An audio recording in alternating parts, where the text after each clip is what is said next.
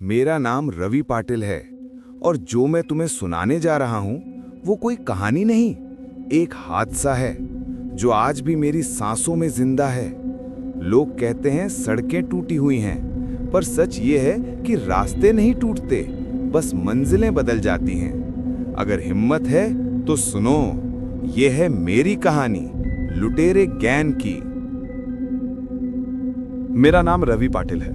मैं पुणे में रहता हूँ। जो मैं तुम्हें अब बताने जा रहा हूँ ना, वो अगर मैंने खुद महसूस ना किया होता तो शायद मैं भी इसे किसी की झूठी कहानी समझता। ये बात पिछले साल जून महीने की है। मैं अपनी बीवी मीनल और 8 साल की बेटी सिया के साथ सोलापुर से रात में लौट रहा था।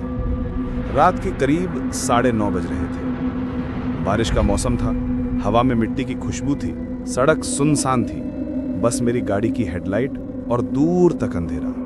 मैं आराम से गाड़ी चला रहा था। सिया पिछली सीट पर सो गई थी। मीनल मोबाइल में कुछ देख रही थी। अचानक सामने एक आदमी आ गया, सफेद कुर्ता, सर पर गमछा, हाथ में टॉर्च।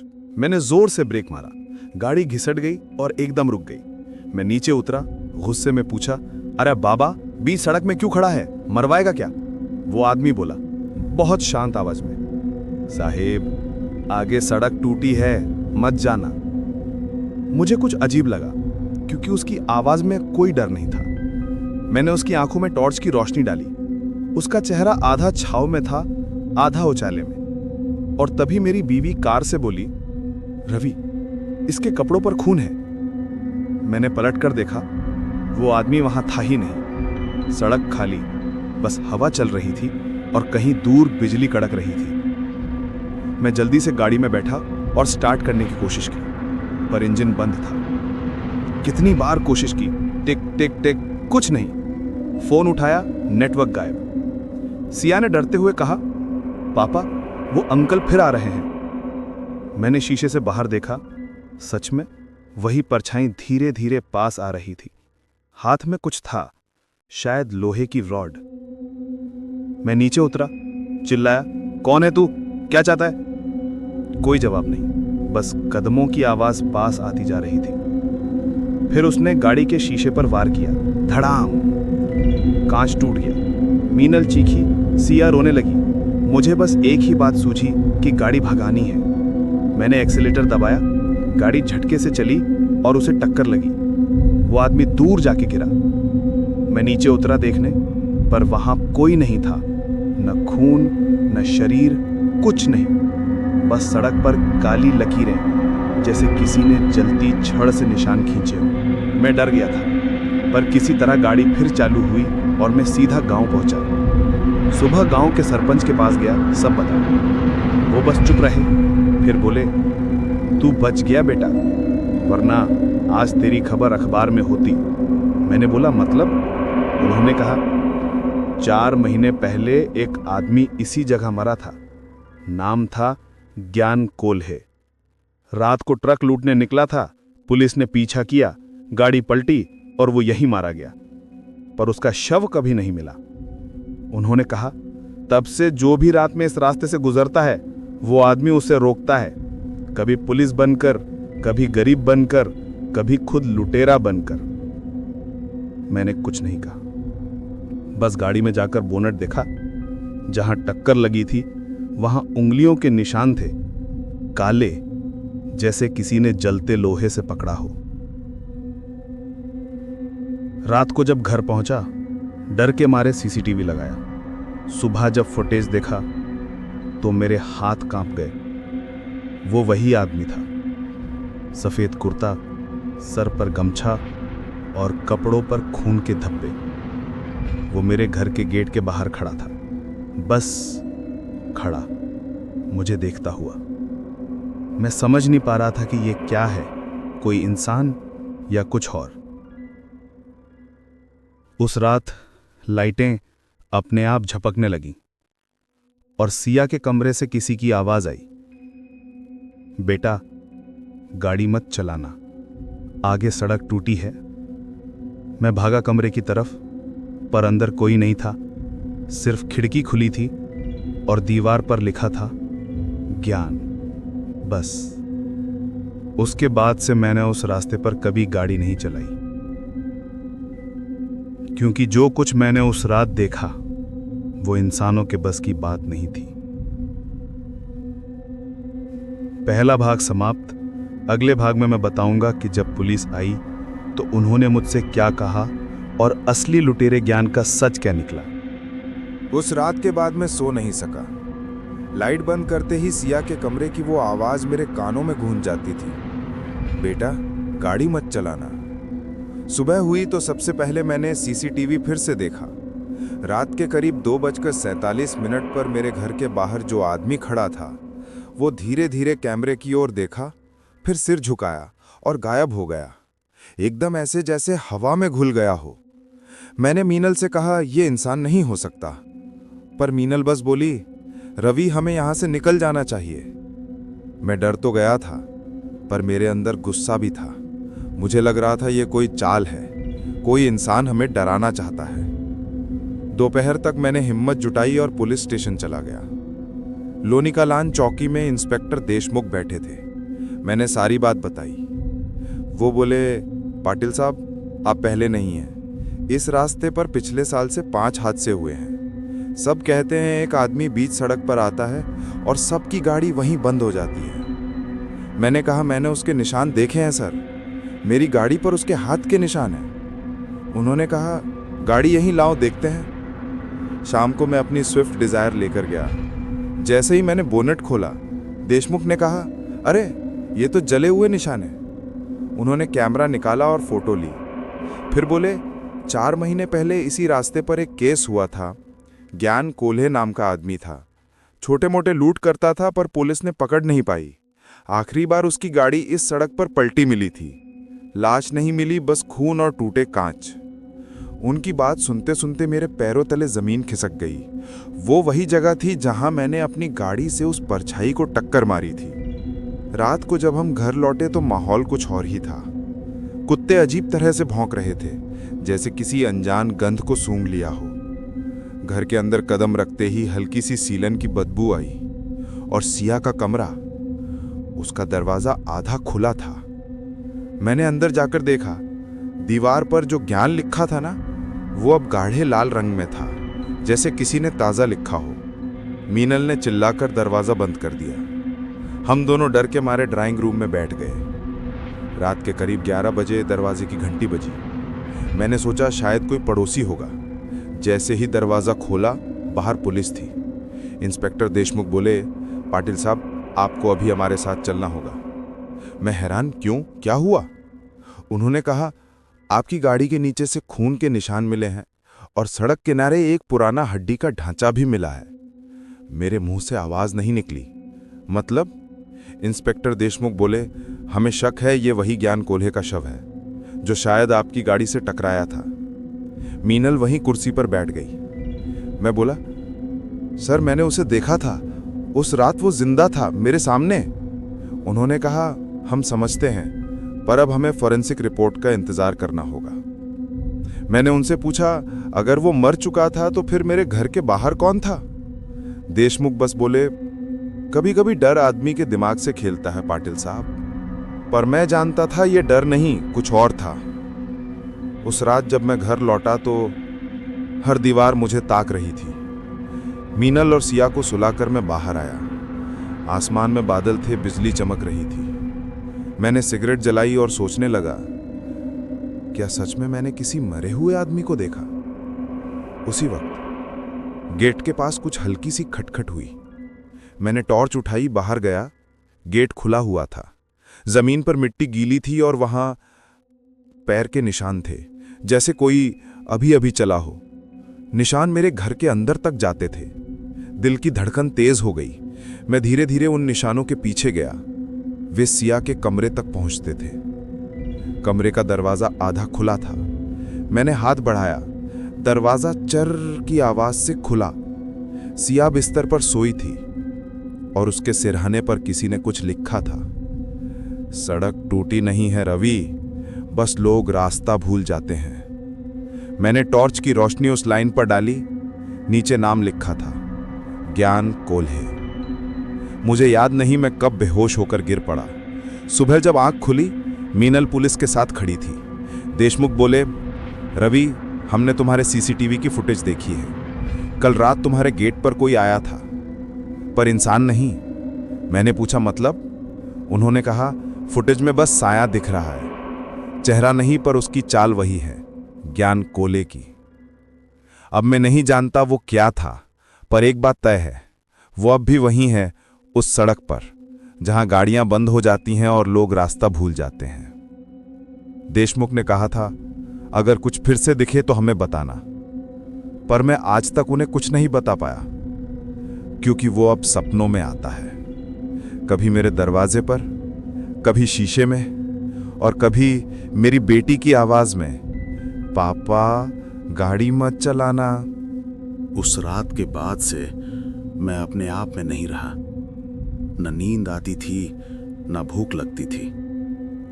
जिस सड़क पर मैंने उसे देखा था, वो हर रोज मेरे सपनों में आने लगी। सपनों में वही आवाज, रवि गाड़ी मत चलाना। कभी सिया की आवाज में, कभी मीनल की, और कभी किसी अजनबी की, जिसकी सांस मेरे कानों के पास महसूस होती थी। मैं अब डर नहीं रहा था। मुझे लग रहा था कि वो कुछ कहना चाहता है, कुछ अधूरा छोड़ गया है। एक सुबह इंस्पेक्टर देशमुख का फोन आया। उन्होंने कहा, पाटिल साहब, हमें सड़क की खुदाई करनी है, कुछ पुरानी हड्डियां मिली हैं, आपको वहां आना होगा। मैंने मना किया, नहीं सर, अब मैं उस जगह नहीं जा सकता। उन्होंने कहा, आपका बयान जरूरी है, आपने सबसे आखिरी बार उसे देखा था। मैंने हिम्मत जुटाई और निकल पड़ा। वही रास्ता, वही पेड़, वही मोड़ जहां गाड़ी रुकी थी, पर आज वहां पुलिस थी और सड़क खोदी जा रही थी। जैसे ही मिट्टी का ऊपरी हिस्सा हटाया गया, एक टूटी हुई पुरानी गाड़ी मिली।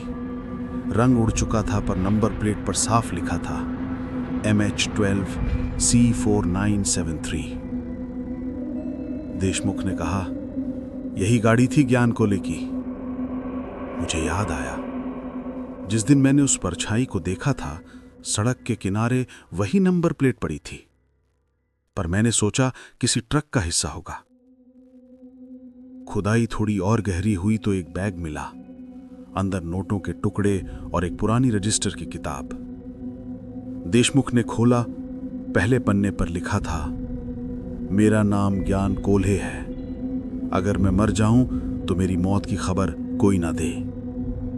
मैंने वो लाइन पढ़ी और जैसे ठिठक गया। उसके बाद के पन्नों में कई ट्रक नंबर लिखे थे और हर नंबर के आगे एक तारीख, जिस दिन वो ट्रक लूटा गया था। देशमुख बोले, यह तो पूरा रिकॉर्ड है, पर आखिरी पन्ने पर जो लिखा था वो देखकर सब चुप हो गए। लिखा था, मैंने गलत रास्ता चुना, पर अब कोई और मेरी गलती दोहरा रहा है। जिसने मुझे धोखा दिया वो अब पुलिस की वर्दी में है। देशमुख का चेहरा उतर गया।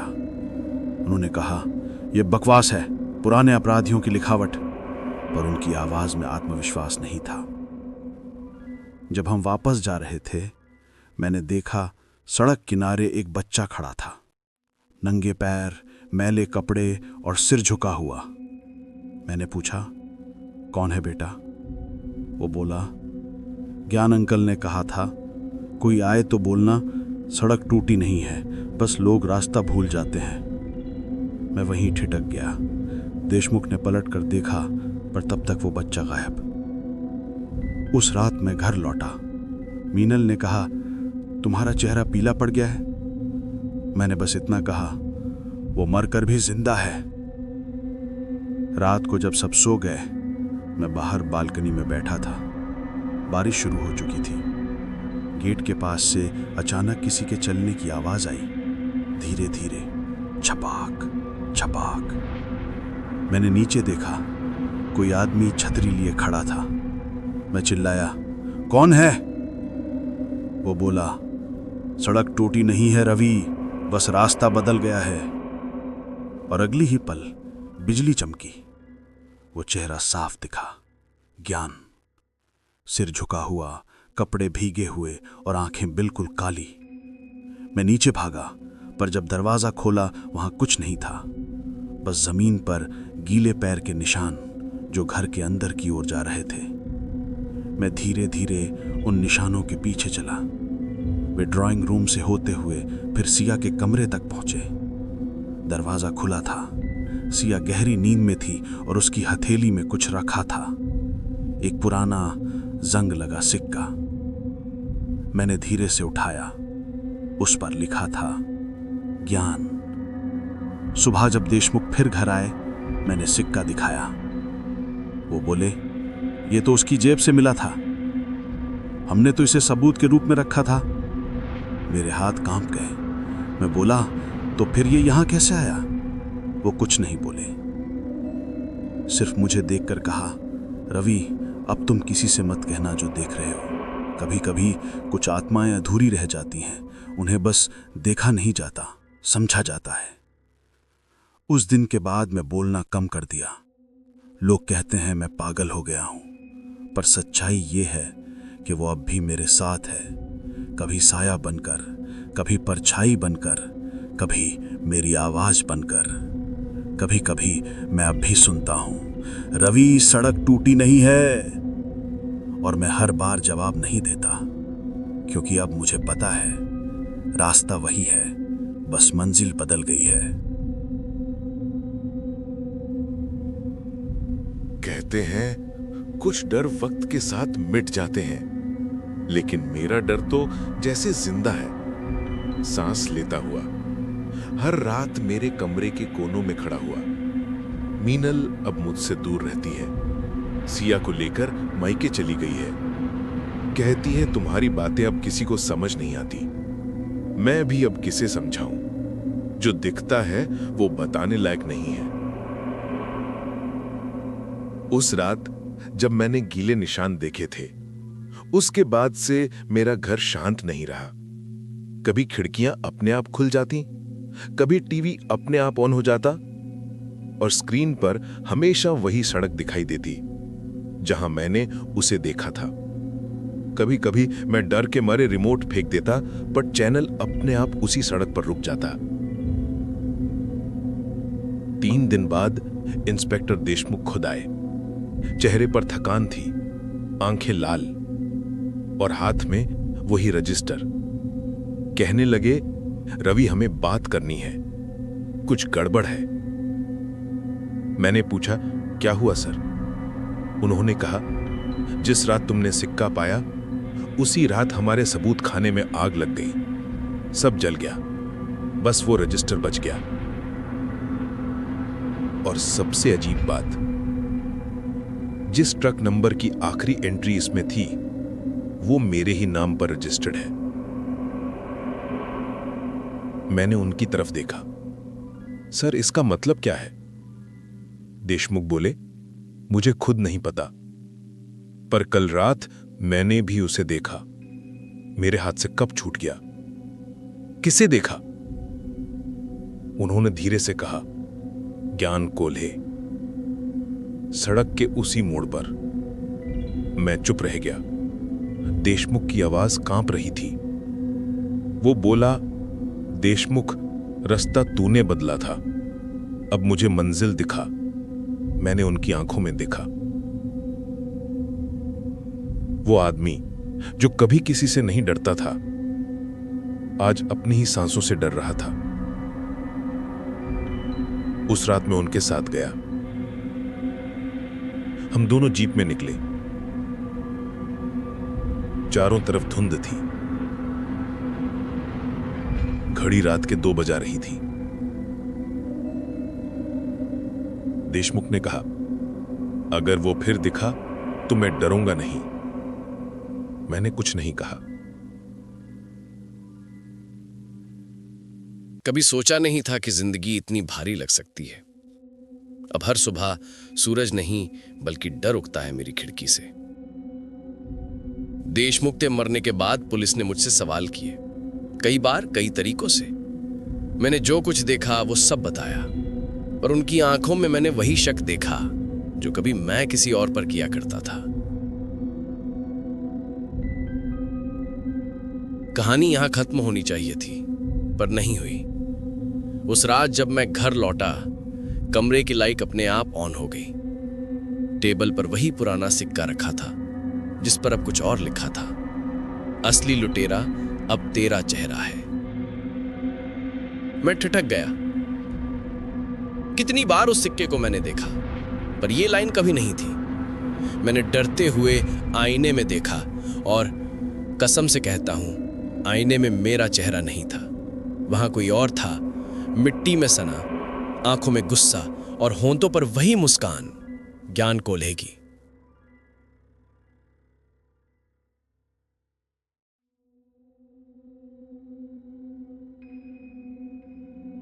मैं पीछे हटा, पर आईने में वो नहीं हटा। उसने बोला, रवि, तू सोचता है तू बेगुनाह है। मैं चिल्लाया, मैंने कुछ नहीं किया। वो हंसा, तेरे बिना कोई लूट नहीं होती थी। देशमुख ऑर्डर देता था, तू रास्ता बताता था। तू ही तो बताता था कि कौन सा ट्रक कहां रुकेगा।